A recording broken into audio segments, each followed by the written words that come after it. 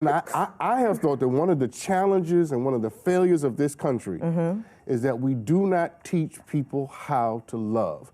We assume that attraction or blood ties are sufficient. That is exactly. It's so funny. Literally, this is the area that I was thinking of the entire drive in. There are so many things that people do not know about love. There are a lot of preconceived notions that we bring from our village, our mother and our father, whoever our parental units are, if you're raised by a grandmama, a single father, a widow, whatever it be, or, you know, an intact married family. You bring all of these ideals and then you assume that your partner, whoever they may be, is going to have those same ideals, and it's not that way. Then, thank you. You know what I mean? And then we put those assumptions on other people because we think that we're right. That can be really, really damaging when you think, okay, well, the way we did it in our household is the right way, or you define that as love. The way that my parents loved each other, that's love. That's love. And everything else is not. And you never bother to communicate that. You know what I mean? So I agree with you. I think I wish more people came in, not even necessarily knowing how to love, but just with an attitude of, I'm here to learn. Because the truth is, no matter what, no matter how many people I've been with prior to you, if I've had a girlfriend in high school or in college, you know, if I've had a boyfriend while I was, you know, when I first got into the city I'm in, and now I'm in my professional job, and now I've got a fiance, the people who were there before are not the person you're with right now. So I think the number one thing that we need to remember is this is a learning process. Right. And whatever you learned before, just be prepared to re-examine it. It doesn't mean you have to throw it away. You can have conclusive knowledge, but be prepared that whatever you learned from someone previously, I might work differently. You know what I mean? Yeah. That's so rich, because I have so many people that I have counseled and talked to and been around who basically, in their minds, treated the person they have now the way they treated and responded to the person that they used to have. Exactly. And they were not even aware of the fact that you're not even dating the person you're with. Come on. Come on. You know what I'm saying? Yes, I do. You are attacking somebody who ain't even here no more. Oh no! Now you getting your something. bed is crowded. Come on now. When you're not even fighting the person in front of you, now that's a whole other. I totally agree with you.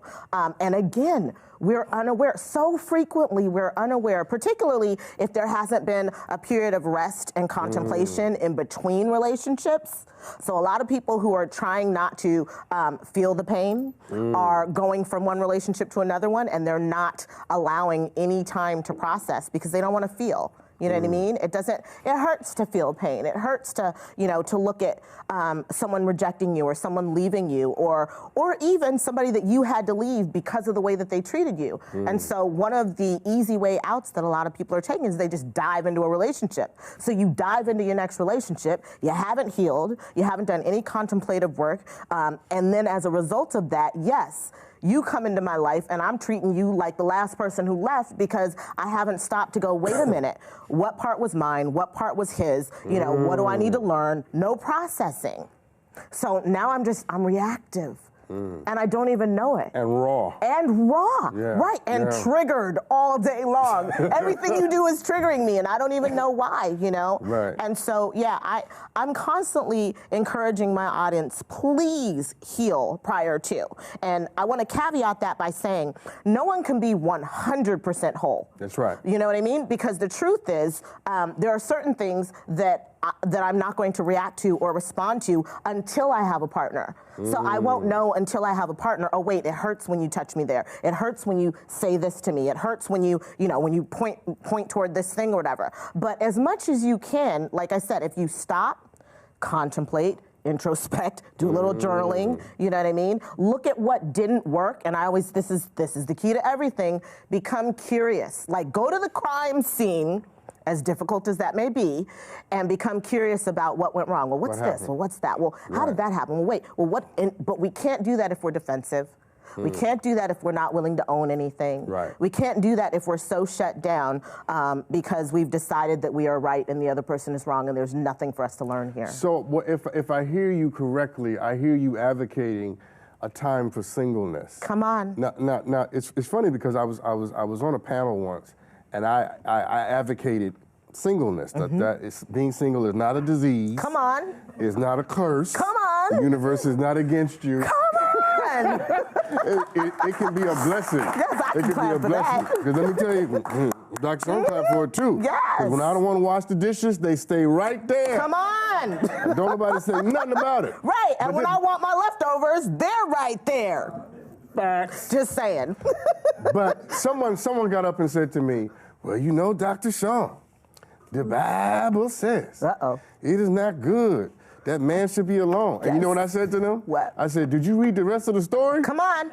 Because trouble didn't happen until company showed up. This is all I'm saying. Talk to me about the value and the blessing of taking some time to just do you for a while. Yeah, I think, you know, here's the thing. One of the most important things that you can learn in your singleness that is going to be so helpful when you're actually mated and paired with someone is what makes you tick? What makes you happy? A lot of people do not know genuinely what makes them happy. They also don't know what their purpose is. And I'm going to bring all of this around. And they don't know what they need in order to be able to show up for another person. That's rich. Come on.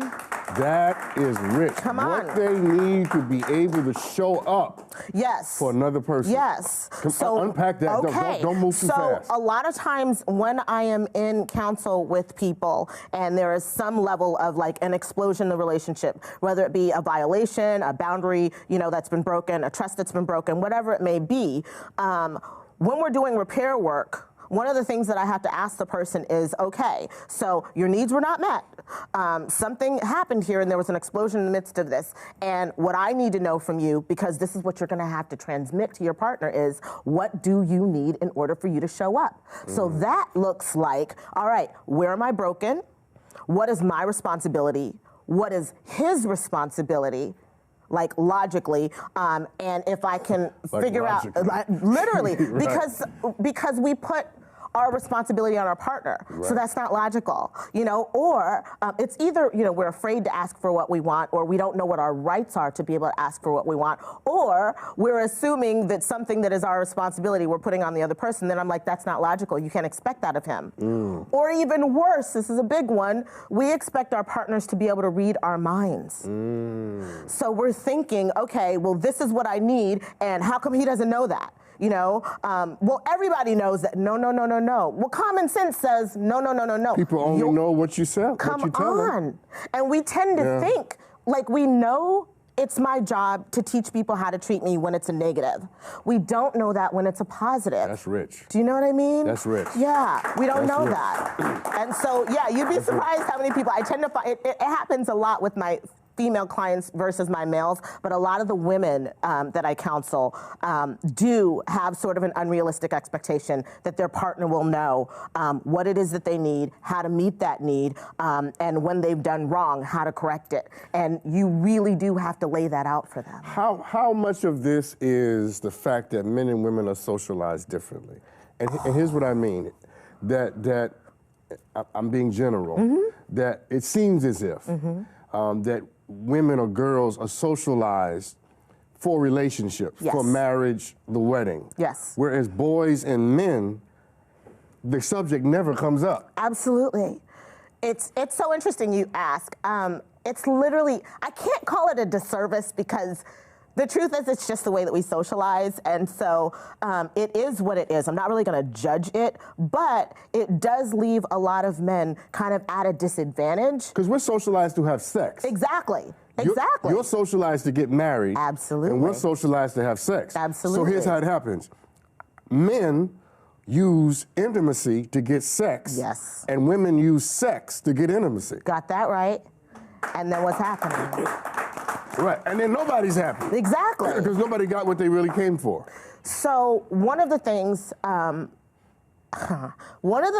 that couples need to do is to learn how to negotiate.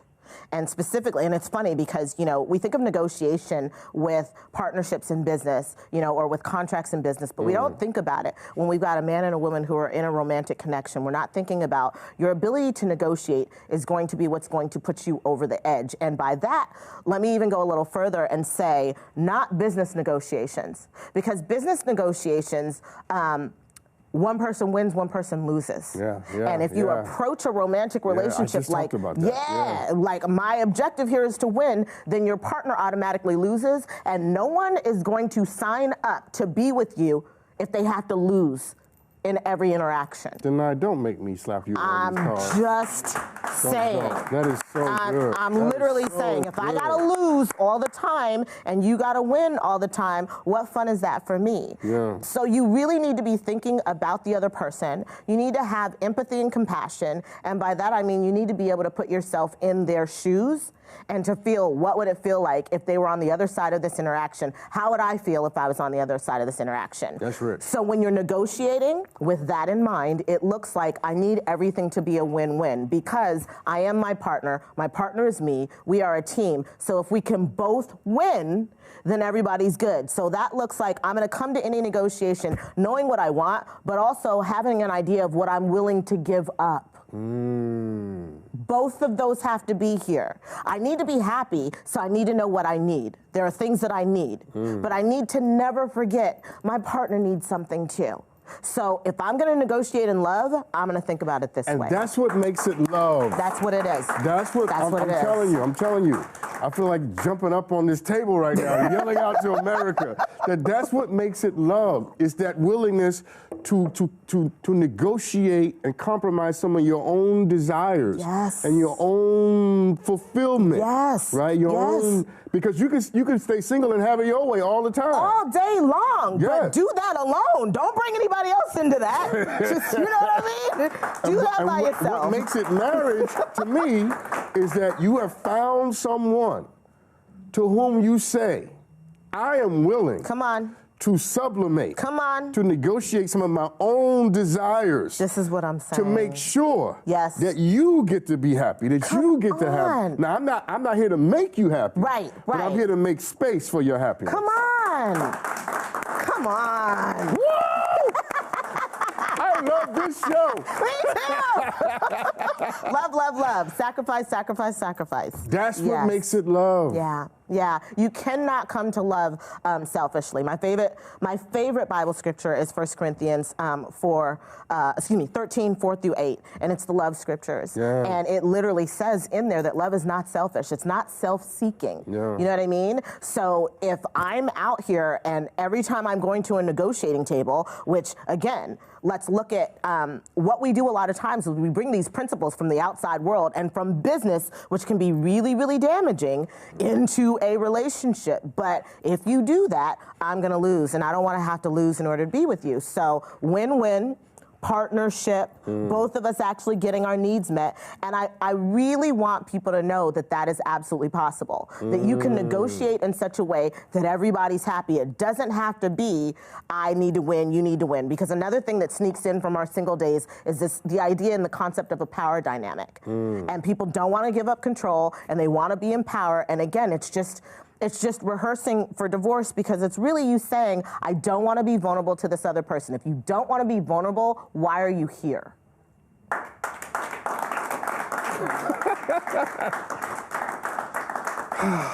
I feel like just letting silence roll over the screen, because that, exactly. At the end of the day, you connect with people because you have a sense that being with them and they with you will require something of you and will pull something out of you. Now you're preaching. And I'm a firm believer, you tell me if I'm wrong, Danai, that there are some things you can only learn when you got somebody in your life, in your space, because relationships teach us who we are. Absolutely, 1000%. And you will find out exactly who you are. I laugh because, you know, we all have these images of who we are, but it's exactly what you said. You will not really find out who you are until you have a mirror. So you can think you're patient all day long. get with the person who you love, and they will give you your progress report on whether or not you're patient. You can think that you're loyal all day long. Get with someone you love. They will then tell you whether or not you're loyal. You can think that you're faithful. People have different definitions of what faithful is. That's good. And your partner will grade you on whether or not you are faithful or not. There are so many different virtues that we